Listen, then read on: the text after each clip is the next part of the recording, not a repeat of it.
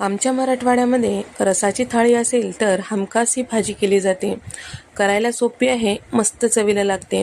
त्यासाठी इथे मी कढईमध्ये तेल टाकून घेतलेले आहे. जिरे, मोहरी आणि अर्धा किलो कांदे उभे फोडी चिरून घेतलेला आहे आणि थोडीशी कोथिंबीर, कढीपत्त्याची पानं टाकून हलकंसं रंग चेंज होईपर्यंत परतून घेतलेला आहे.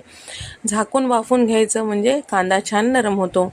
त्यानंतर इथे मी 2 चमचे लाल मिरची पावडर, अर्धा चमचा हळद, थोडासा गरम मसाला, 1 चमचा धने पावडर, चवीपुरतं मीठ आणि साधारण एक अर्धा कप इतकं बेसन पीठ टाकून घेतलेलं आहे. थोडंसं पाणी टाकून सगळं छान व्यवस्थित मिक्स करून घ्यायचं. बेसन पिठाचं कच्चेपणा जाईपर्यंत वाफून घ्यायचं.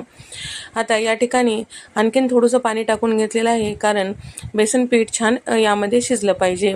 तर या ठिकाणी तुम्ही बघू शकता मस्त असं कांद्याचा भरडा किंवा कांद्याचा झुणका तयार झालेला आहे. रसाच्या थाळीमध्ये हमखास केला जातो. तुम्हाला ही रेसिपी आवडल्यास लाईक करा, शेअर करा आणि सबस्क्राईब करायला विसरू नका.